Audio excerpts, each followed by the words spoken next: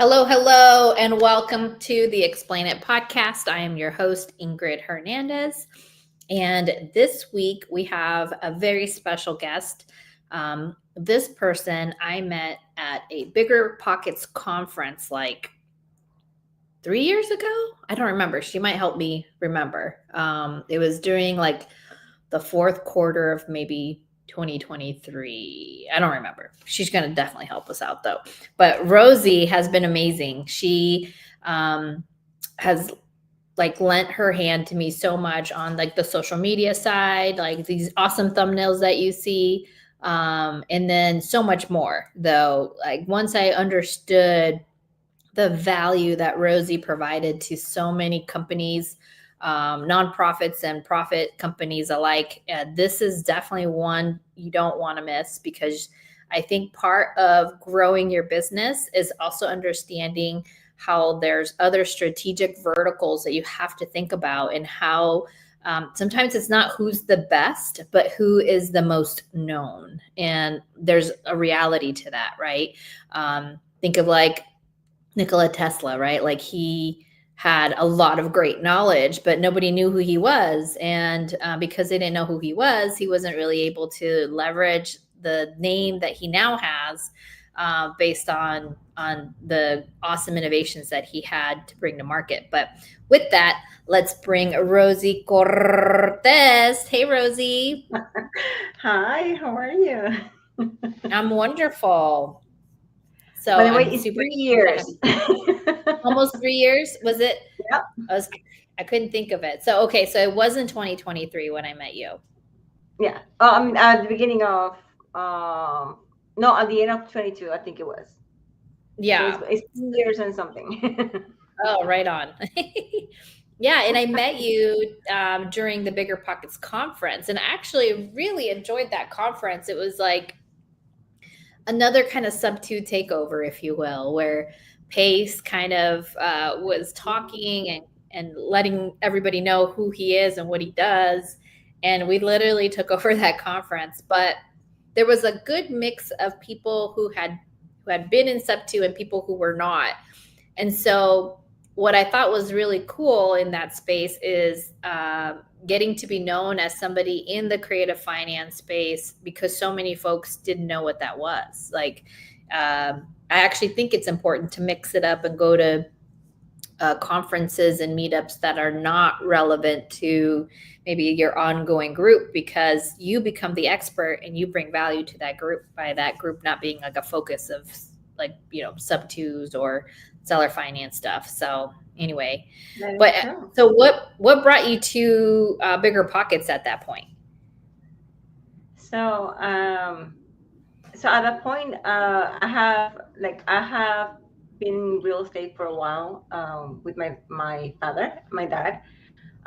We have been doing Section 8 in Puerto Rico for over 15 years. And at that moment, it was a moment to make the transition of moving our investments from Puerto Rico to the U.S. So that's what brought me to Bigger Pockets. At that point, I was already part of Sub2 also.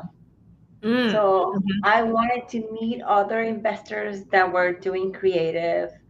I knew about you because of Sub2.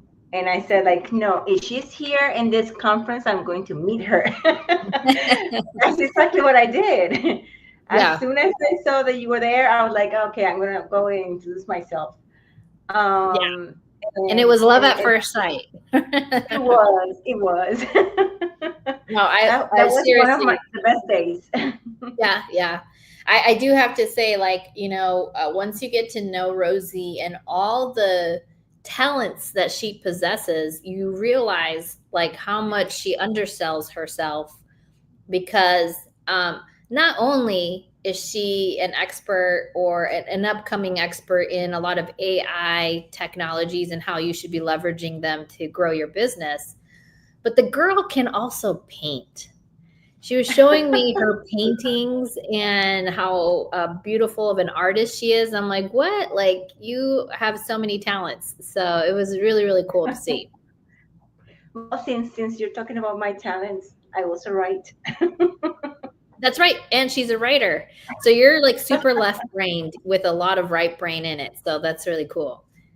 I am. I am. It's funny because when we did the visionary versus integrator test, I was the same amount. I was like 87 visionary, 87 integrator, and Mm. that explains a lot because for everything that is marketing related, I'm very strategic. Like I look at the problem and I look at the ABC solutions, and Mhm. if ABC doesn't happen, let's do just continue this other way. So and that's very analytical, and that's kind of like also the integrator part. But then I have the visionary, which is the writing, the painting, the creating stuff, Mhm. and the AI again is the integrator part. Yeah. And right now I'm fascinated by automation. So Yeah. I love that. Okay, so you've described yourself as a fractional CMO, but you've actually held that title with a few companies. Do you kind of want us walk us through like how you are now providing value to businesses and kind of how you got there? yeah, absolutely. So I started actually as a publicist for Microsoft, Hewlett Packard, Cisco Systems, so a lot of tech companies. Mm. And from then, I jumped into marketing communications, and then to full-blown marketing, um, going to tech companies that were actually trying to launch new products in Latin America or trying to re-enter markets in Latin America, and I started doing their marketing for them. Mm. Um, then throughout the years, and I'm not gonna say how many years, but throughout the years, I continued growing to the point that I became executive directors for nonprofits, and then from then VP of marketing, and eventually CMO uh, for different companies. After working with within the tech companies, the tech industry, um, healthcare, nonprofits, financial, banking, then I decided to move into the fractional CMO. Basically, because that was actually that was going to give me the space to build my real estate business too at the same time. Because this is happening, both things are happening at the same time. So fractional CMO gave me the opportunity to help clients to go into small business startups and help them grow, help them set up like all the things that they needed to eventually be able to scale in the future. Mm-hmm. And that's basically what I would do now, helping businesses scale and helping investors acquire businesses. That's awesome. Helping investors acquire businesses. Is that what you said? Yeah, yeah, that's what I'm doing. That's so fantastic. So you've helped these companies scale their own internal businesses, and by scaling, do you mean like bottom line? Do you mean staff? Like what does the word scaling mean to you? So when somebody hires me and say that they want to scale, it's because they have been consistent in their growth, and Mm-hmm. it's getting to the point that they know that they're ready for the next step. Mm-hmm. So they have systems in place. They have a consistent influx of clients, or their revenue is consistent, but it's like a plateau, Mm. and they're ready for the next one.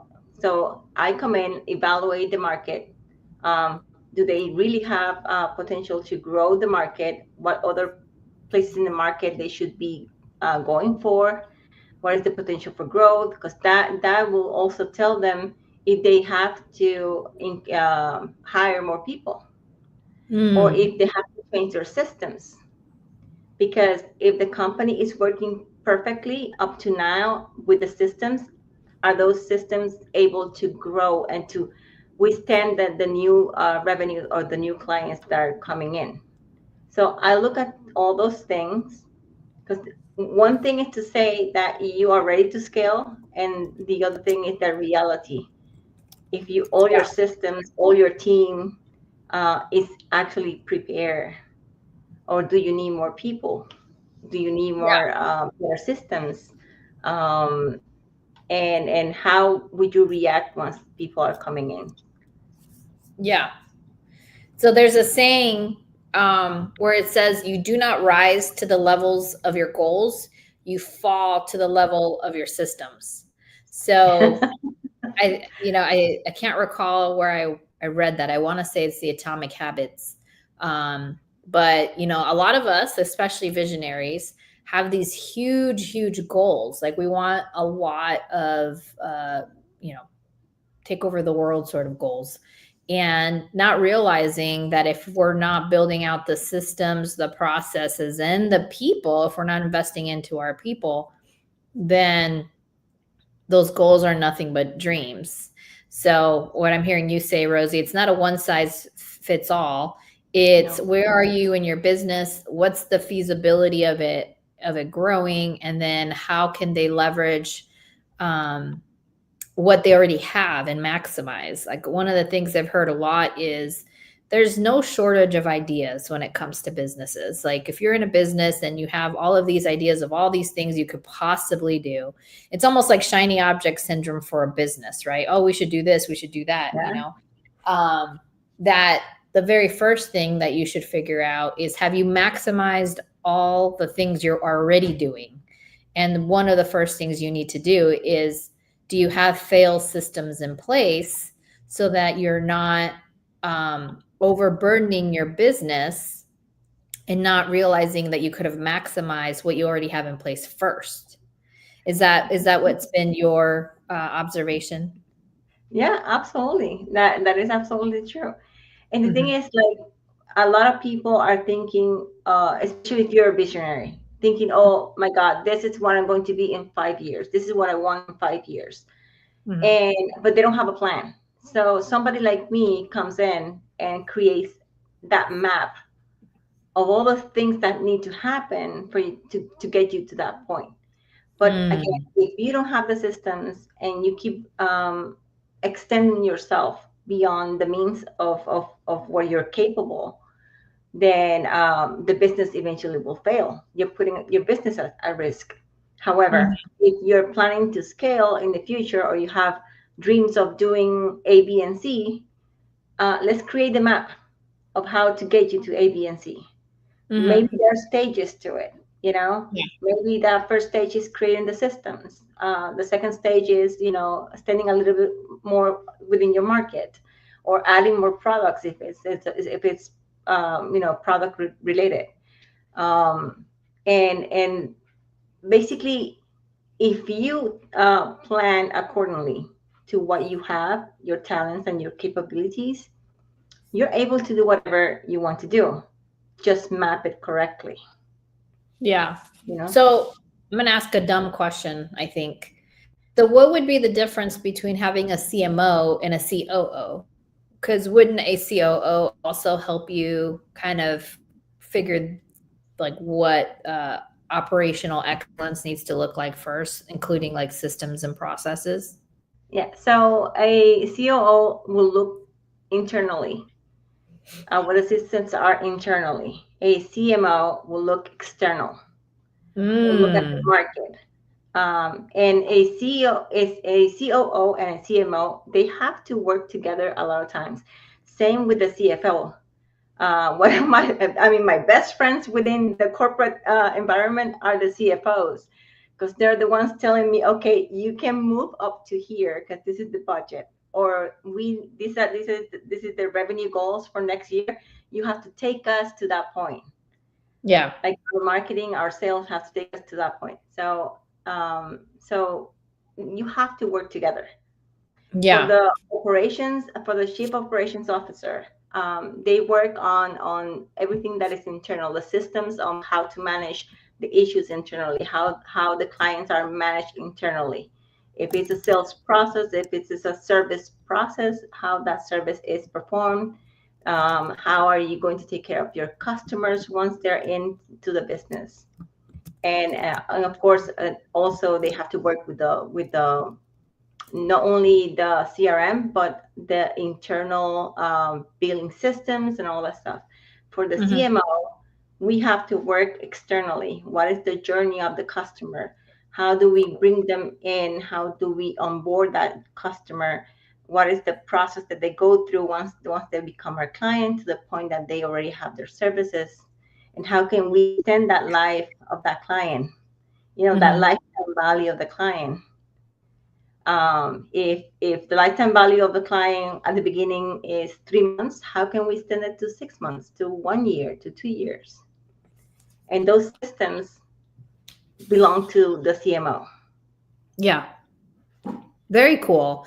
I used to work a lot with our e-commerce team in my corporate life, and the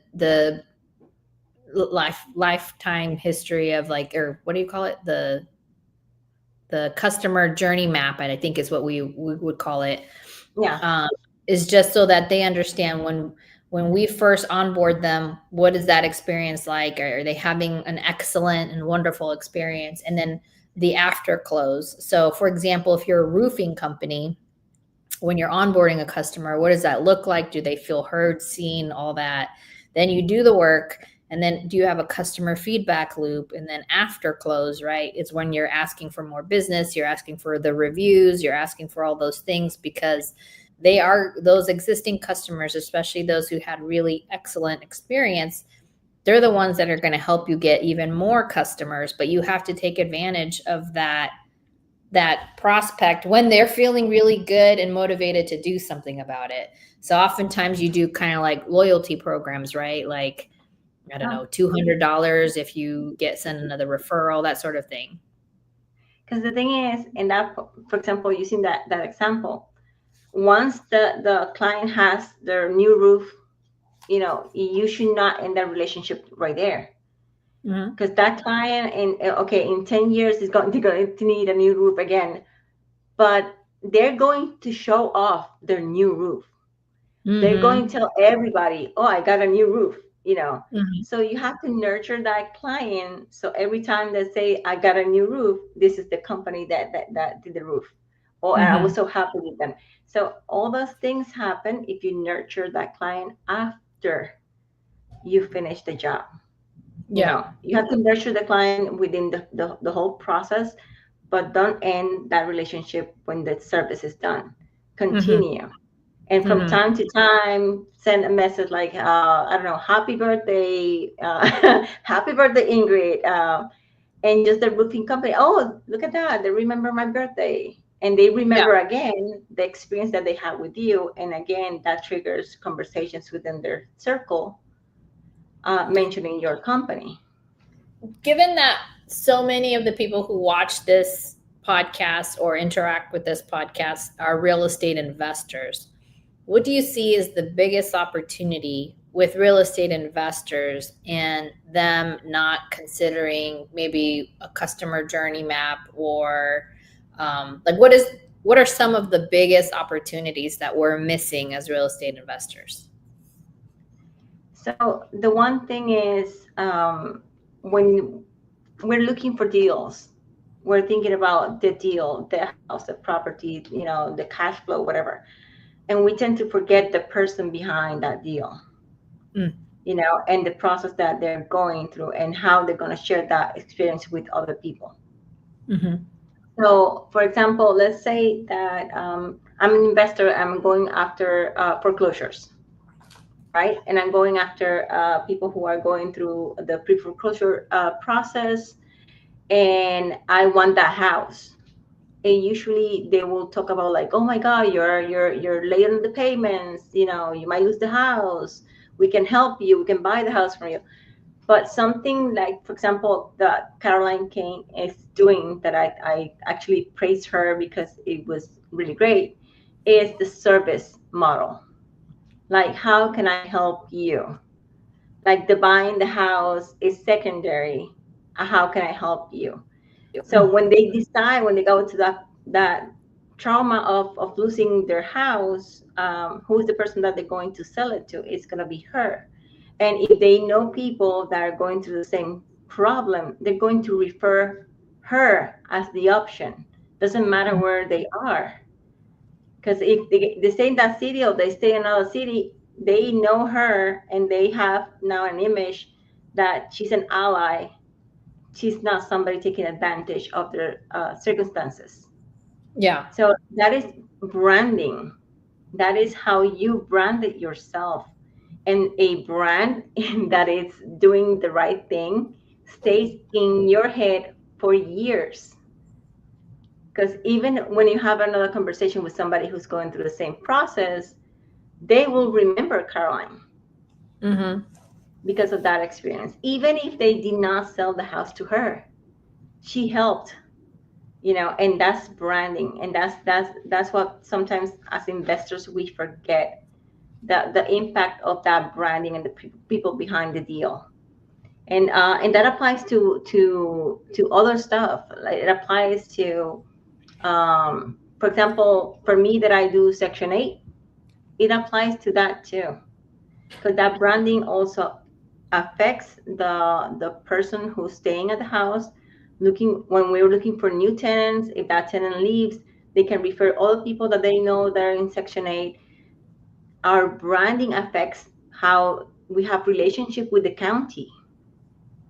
Because if the county knows that we are a landlord that cares or that takes care of the property or responds fast and how they should, that is branding that you're creating even with the county, and that has many benefits. Yeah, that makes a lot of sense. So what I'm hearing you say is we as real estate investors and business owners need to be more cognizant of the branding that we're externalizing, whether we like it or not. Yes. And then let's say I am paying attention to that branding. So then what do I do with that? If I know, like, yes, I am the landlord that cares. Yes, I'm that wholesaler that cares. What do you do with that? So when you are creating your brand, you also have to think how you're going to monetize that brand. Right. And for example, you have different audiences, because you have the person who you're purchasing the house from, right? The seller. Mm-hmm. But you have, in your case that you're fixing and flipping, you have the seller, you have the buyer, and you have other investors that you have to create relationship, so they bring the deals to you. Mm-hmm. So that's different types of branding that have to make sense together. Mm-hmm. And you have to think, how am I going to monetize this? So am I going to, is my brand, a tough person who is difficult to deal and will not give you the fee that you deserve if you're a wholesaler or if you're a connector or whatever. You have to think how you're going to monetize it, how those behaviors affect how you're going to monetize your brand. And for example, for Caroline, and going to Caroline again, just because I just saw a video of her and she's in my head now. She is monetizing that brand, that branding that she's creating, because people are coming to her instead of she chasing them. Right. She's So attracting. yes, and the correct branding will do that. Then you don't have to chase that much. They will come to you. Right. What is it? If you build it, they will come. So it's kind of like that. Fun fact, first movie I ever saw as I immigrated to the United States was Field of Dreams, where that quote came from. And it's probably why I will always love Kevin Costner, FYI. But anyway, that makes sense. Okay. So then for the people like myself, especially, like, let's be honest with ourselves, Rosie, I think I could do more to monetize the brand that I've built. Actually, I had somebody just send me, I actually refused to answer, but I had somebody send me like a survey to say, Hey, when you think of me, what do you think are my strengths? What are my weaknesses and stuff like that? I didn't have the bandwidth to answer that question, but I also felt like I was, it felt like I was put in a position to start judging someone because I didn't really know them that well, other than what I had very surface level seen on a few posts. But what are some of the unlocks that you think I can, like, I would love to be very honest with the people out there. Like, what are some of the unlocks that you feel like I haven't leveraged? And I truly believe it's because I just really haven't organized myself. Like, I need your help. So, so the thing that you have is that you're very likable, and people cannot get enough of you. And we can see that with Pace and how he keeps including you in all of his plans and all the stuff because he sees the potential and he wants Ingrid to be part of that circle. But also, you have your business, right? You have the real estate business, and you have other areas that you want to grow also. So, when you have charisma and you are very likable, the risk that you're taking is to spreading yourself too thin. Mm-hmm. And trying to fulfill all those demands for your attention. And that is, it is good that you have those eyes on you, but it's also dangerous for your goals. so Ooh, so guys, I'm speaking some truth right here. If that speaks to you, put a no, yes ma'am in that comment, because for sure I do believe that uh I I spread myself a bit thin, um based on all the things that I, but it's also I kind of have a perspective in my head where I'm like, I want to do as many things as I possibly can because there's only one life we live. And if I don't try the exactly, yes. buffet, it's really hard, like only eating the one piece of but meat, like what but else do I? the thing is, for example, in your case, you're very talented in many many areas, Mm-hmm. and it's very difficult when you have that many talents to just concentrate on one thing, because then it's like, okay, what about this other thing that I know how to do and I dominate?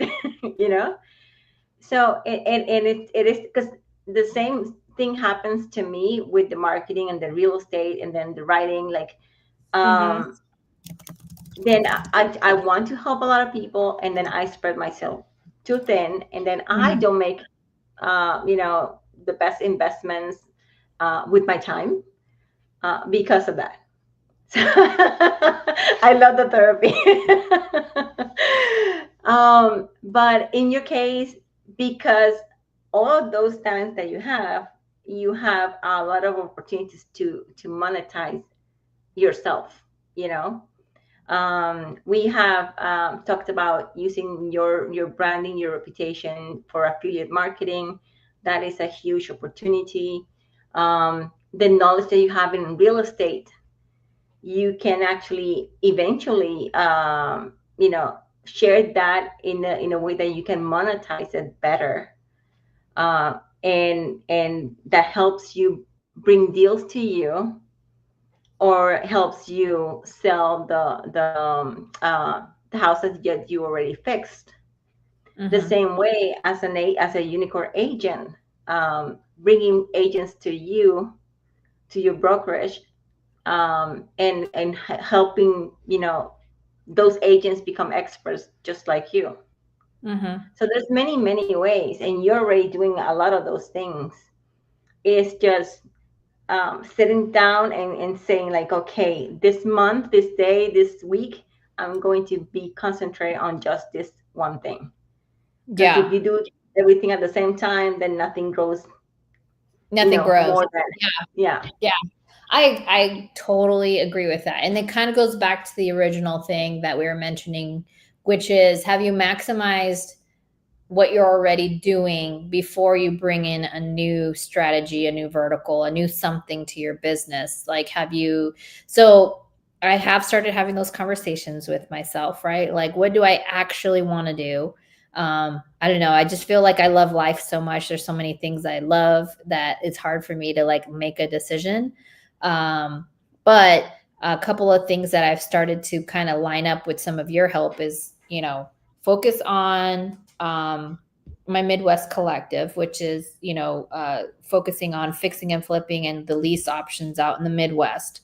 Because burring and all that, like being able to buy, renovate, rent, refinance, and repeat is way, way easier in Ohio and West Virginia than it is here in Arizona. And then, focusing on that, like raising capital for that and like going all in on that as my primary activity. And then second to that is really getting my agent coaching program off the ground, so that is a digital product. Because part of what fulfills me, is the word impact. Like I want to impact as many people as I possibly can in a positive way, right? So helping people have a pathway to home ownership and helping people get educated about becoming an investor or working with investors.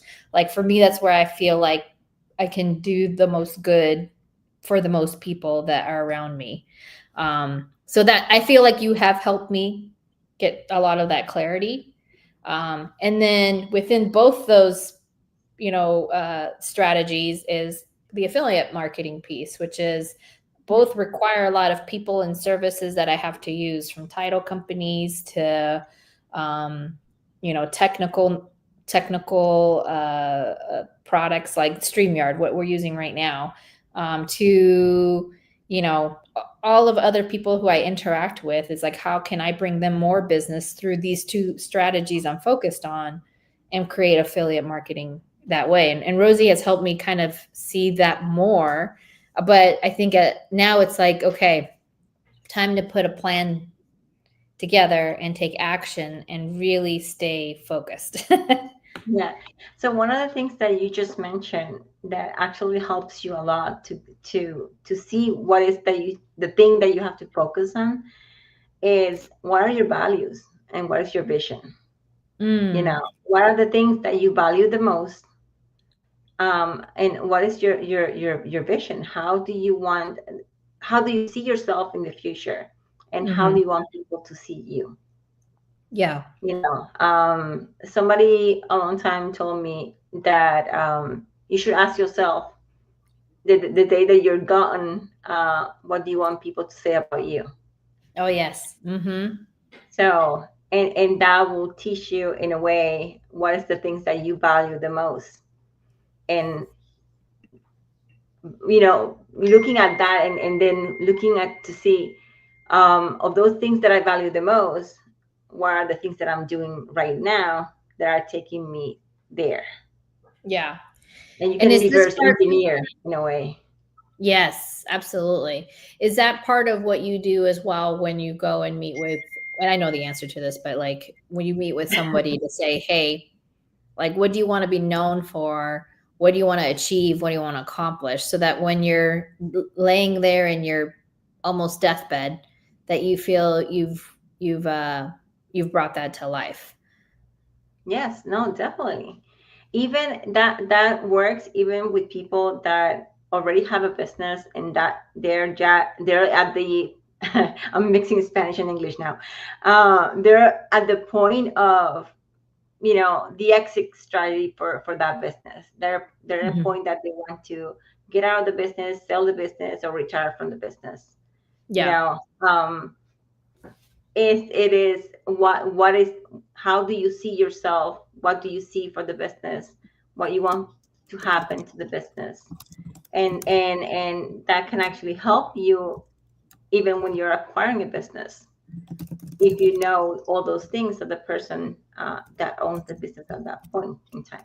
But yes, I ask people, all those questions, because it is important to know what the root of everything that moves you. That also means that those are the things that are moving the business, because Yeah. you are the foundation of the business. Right. Well, and that's the thing that's going to get you out of bed and help you stay focused and doing maybe some of the mundane things you wouldn't be excited to do. right? So like I felt so I'm consulting and I'm consulting for an old ex boss. You know, this is like the one project I said I would never do, but I went ahead and did it because I felt like I needed back to that focus thing. Like I felt like I needed to help because he was really really good to me when I was growing my business and or when I was growing my career, my corporate job. But you know, when what do you call it? Like I lost my train of thought. You went to into consulting again for your boss. Yes, Oh, but oh, I remember now. One of the people I was helping, he's like, it's Wednesday. Can Friday get here fast enough? And, you know, having left corporate and kind of getting the window of like the types of personalities and the things that I used to have to think or deal with, like that was me, right? Like, when's the weekend gonna get here? And I feel one of the biggest aha moments for me was doing real estate, helping people solve problems. I don't think that way ever anymore. Like, it's a Sunday, it's a Wednesday, it's a Saturday. I don't have that mentality of I can't wait till this week is over. And it makes me really sad when I hear that from people who I know are super talented or have a lot of gifts to give to the world. And I think that one of the disservices that we give our, and this is where it goes back to where I'm like, I only have one life to live, you know, I want to do as many things as I yeah. can, which is also a danger. Where it's like I feel bad that is the mentality some folks have. Now, to your point, Rosie, you have to organize yourself so that you're not also burning yourself out Yeah. because you're getting involved into so many things. So like you said before, we just have one life. Uh-huh. So we need to make the most of it, but we need to also try to be the happiest, you know, because if you're gonna and that happened to me also in corporate when I was in corporate, and you feel that you're trapped into a position, right? Mm-hmm. um that is killing you in a way. Literally. Mm-hmm. It's killing your So life. what I try to do in when I'm consulting with a client, if you're at the point that you dread every single day of the business, and your employees dread being there, like it's the most horrible thing, there's something wrong with the business. Yeah. Because you have to think of not only the people that you're servicing, you have to think your internal clients, and your internal clients are those employees and even yourself. Yeah. So are those systems working for you? Are they Mm-hmm. working for your employees? Because a happy employee will go until the end of the for you. But Yeah. one that is not happy, if they will leave you and leave you stranded, and Mm-hmm. and you don't want that. You want to Yeah. be Well, happy and your employees happy too. they say you don't leave a company, you leave your leaders. So if you're not Yes. showing up as a strong leader in your company, then that's really who that employee is leaving. So I kind of want to switch gears a little bit. And because you have so much experience, and I think you're still selling yourself short a little bit, what is maybe one of your favorite stories that you have where you were able to come in, help as a CMO or a fractional CMO, and then what did that result for that company? Like maybe a Well, good story. Hmm. one of I have an interesting story that is recent. That it was more as a consultant for a business that was thinking about closing. And I have another one, but is more as an executive director position. So going for the most recent one, I was actually working with this business owner who they used to have a really good, successful business, up to a year ago. It's a dry cleaner. They're set up in a place where they had a lot of traffic. It's close to a private school where a lot of the moms have to, take a lot of the clothes to dry cleaning because their husbands or they themselves, have to go to work in a crisp, nice clothing. So they have a really good business up to a year ago, and all of a sudden the clientele stop to drop. They Mm-hmm. stop coming. There is a new business that set up 2 years from in the shopping center in front of them, another dry cleaner. That Mm. other dry cleaner was not the same quality as them, but all of a sudden they were having all the traffic that they used to have. So they hired me to see if the business was dying, if they could do anything about it, and the stuff that they could do. So what I did, it was a study. I studied the situation. Who were the clients? Why they were coming there? What's the difference between them and the competition? Mm-hmm. Is there really enough traffic? And I mean traffic is people coming in out of that shopping center. Foot traffic. Uh-huh. Mm-hmm. Yes, in actual traffic of cars, because they were there. There's an avenue, and you have to think about: is it actually easy to go into the shopping center? Is it Right. easy to get out? All that stuff. So I looked into all those things, and the service was consistent. The employees were happy to work there. Um, the quality was consistent. It did not change. And when I started looking at external things, I noticed that the shopping center had recently painted the stripes for the parking, and they tried to accommodate more parking space in the same space. So they made the parking spots tighter. So Mm. all those moms that have huge SUVs, they could not park. So the traffic, the situation for the business had nothing to do with the business. It was Mm. something internal that was happening that the owner was not aware of. And then I Mm-hmm. asked around for the other businesses, they were having the same situation. Sales were going down. And it was all because the parking spaces were smaller. So they painted the parking lot again. And guess what? The clientele came back. Wow. It was just something as simple as the stripes on the parking lot. And he was And going to close a business that was there for 15 years. wow. Wow. Something as simple and if you think about it, kind of like stupid in a way, because oh my god, like a line is making my business not profitable anymore. Yeah.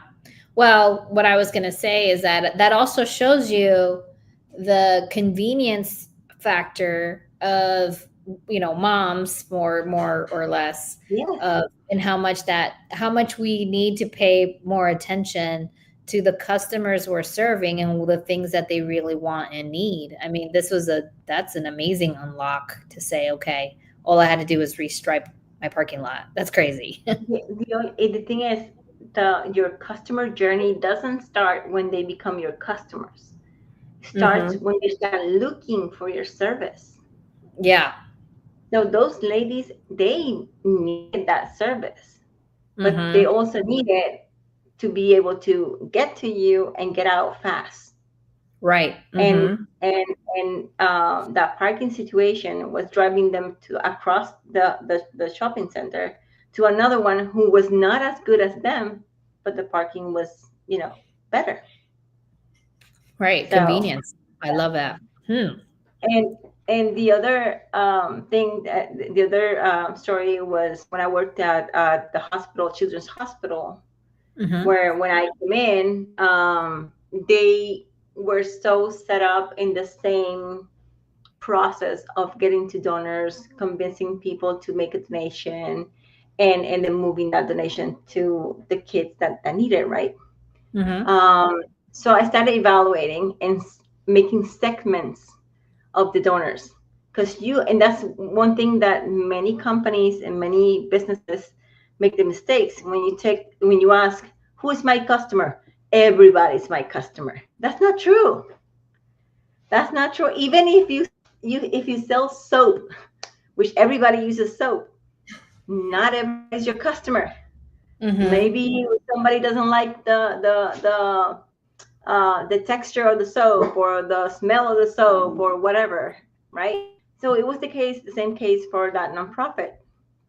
They were treating every single donor the same way.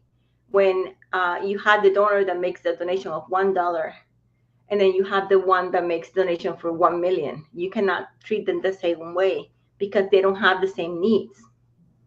The one that makes that donation of $1 or $5, they might even making a bigger sacrifice than the one that is making a donation for 1 million, that maybe they're doing it because they want the tax deduction.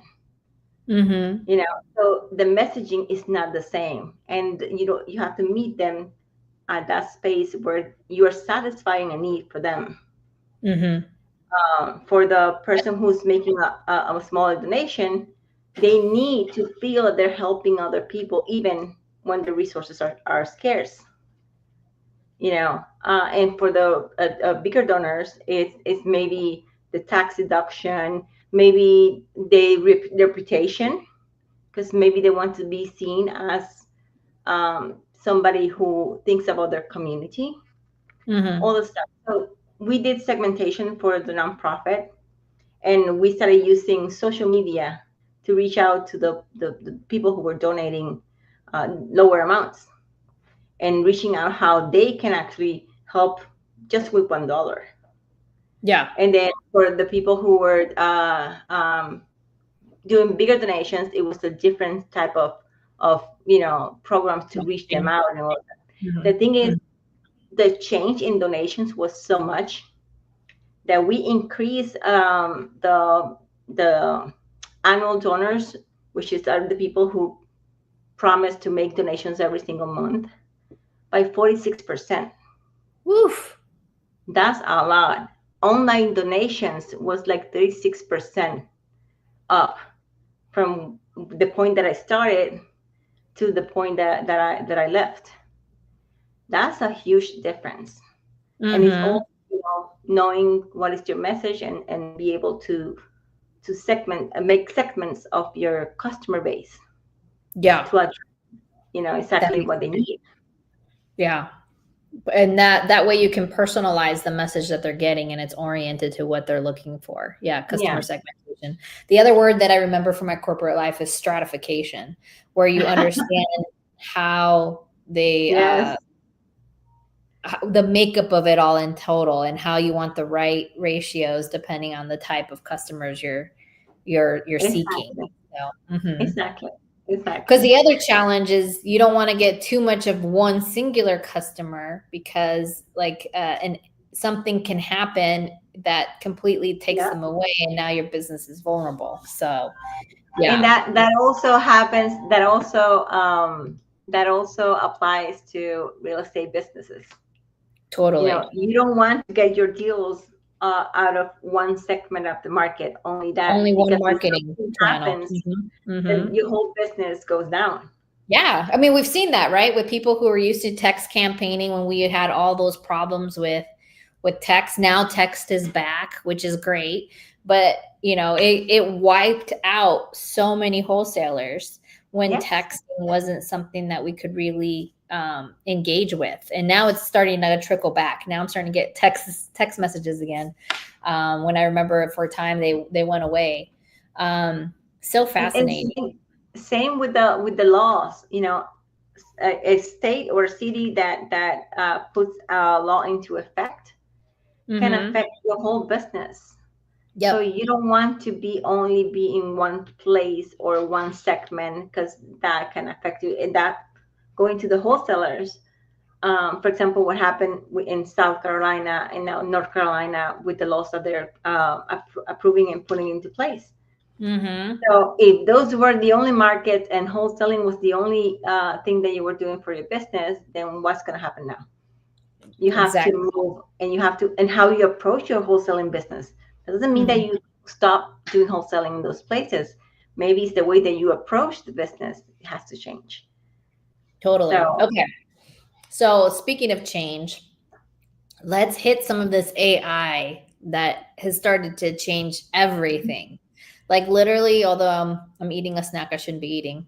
Like I'm on ChatGPT and I'm like, okay, as a 43-year-old woman who has to lose 25 pounds and, wants to mostly be low carb, keto / carnivore, set me a workout plan for blah, blah, blah. So I was like, I still don't know how to prompt very well. Like, I feel like I'm one big old run-on sentence, but what are some of the misses right now? Like, hey, I still feel we're super early on into AI where if you haven't gotten on that bandwagon that you still can, but what are some of the things that people need to be aware of right now that they should be either taking advantage of or understand that maybe they're not doing as a real estate investor or business owner?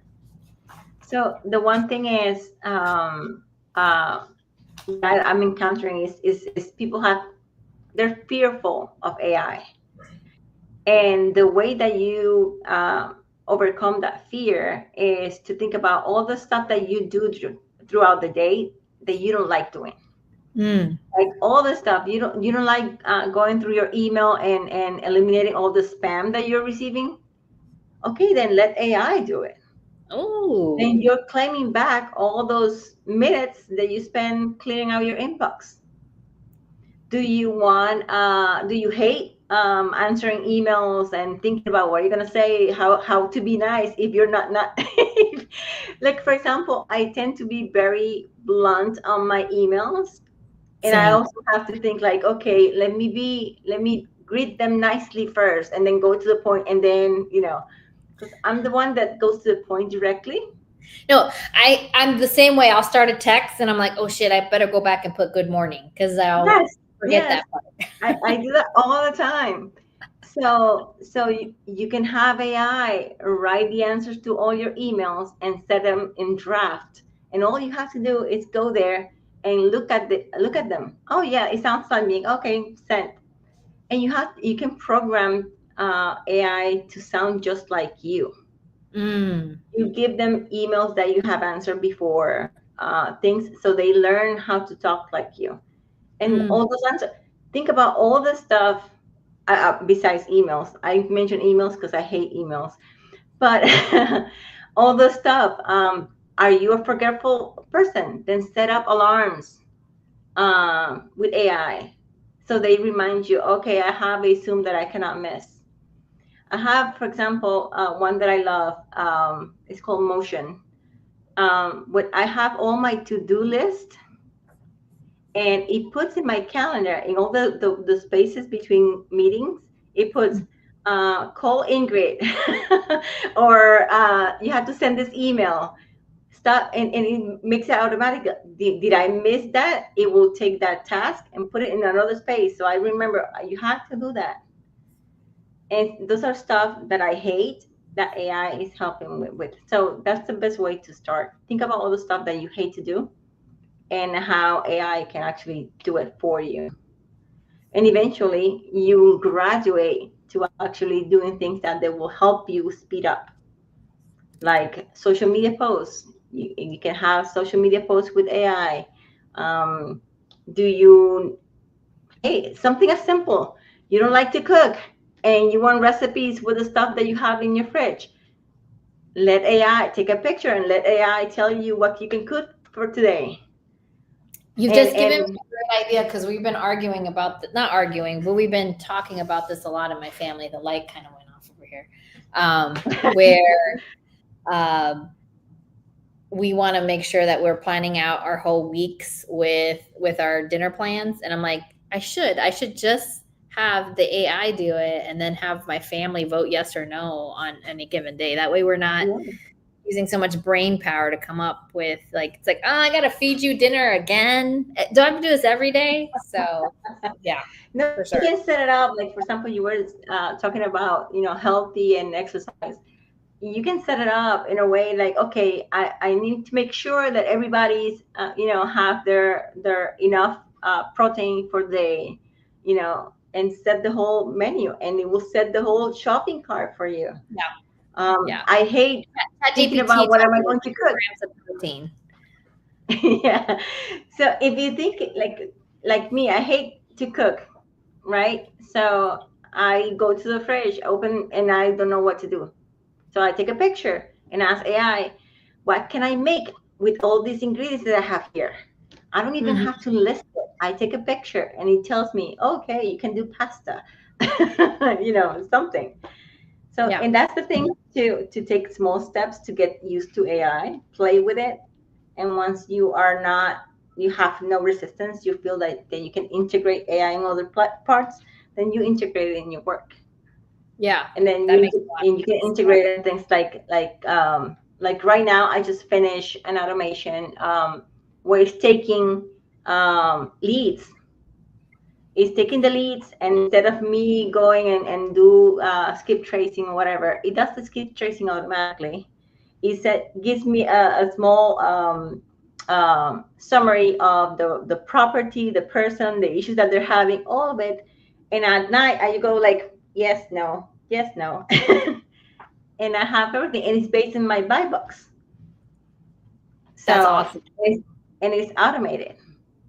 I love that. Same calculating if a deal is good for me or not based on my buy box. I have an automation for that.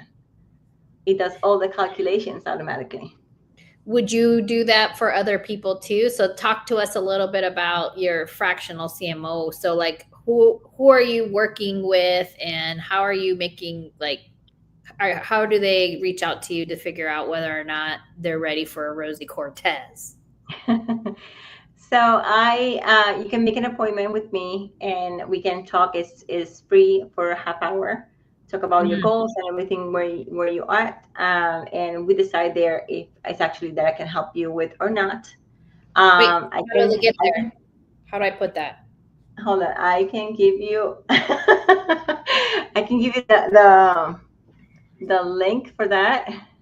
Okay, you can put it in the private chat, and then I'll copy and paste it if you can't put it in the main comments. I'm gonna stand up real quick to get this light back on. It's so dark in here. I didn't want to see me. Okay. Okay. Not letting me. Okay. It's not letting me. I'll text you the okay. In the private chat, no. It's sending it to everybody, but here you go. Oh, okay, cool. There you go.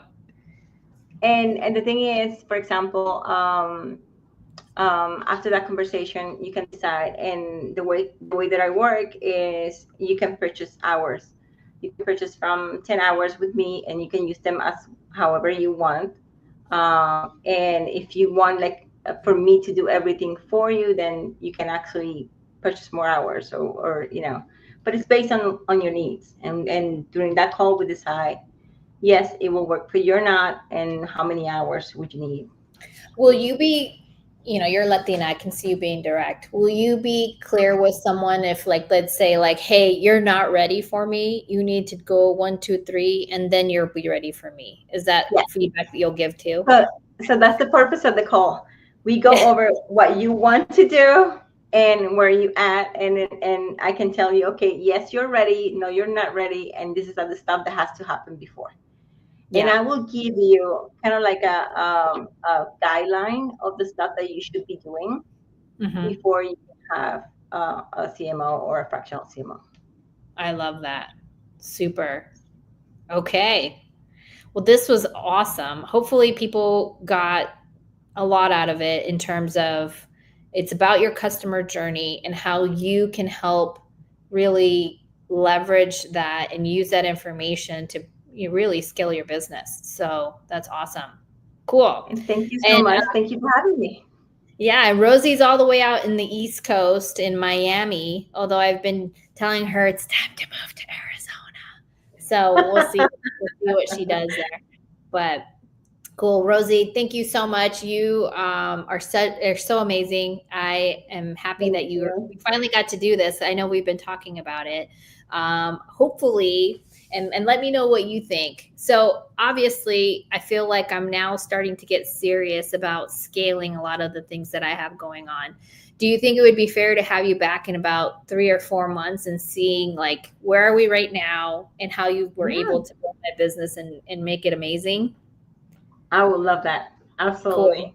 If you guys think Rosie should come back and we'll give you the hard facts, like here's where my business was, here's what I was doing, and here's where Rosie was able to transform it.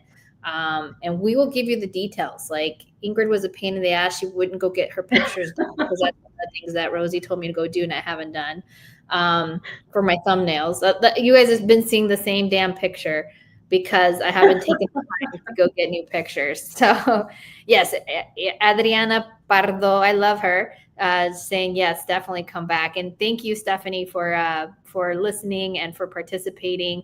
And again, thank you, Rosie. I think you're amazing, a woman of many, many Thank you. talents. And thank you all for being here for this last hour, learning what a fractional CMO does and how you can unlock so many opportunities for your business and things you didn't even know. Like literally, restriping your parking lot could bring you your business back. So, come back to us on the Explain It podcast every Wednesday, 1 p.m. to 2 p.m. Arizona time. And we would love to continue these types of chats. And Rosie has now committed to come back and show you off how amazing she's going to work with me and grow my business. So we'll catch you guys with Rosie in a few months. All right. Well, thank you Thank all you, and Rossie. see you next week.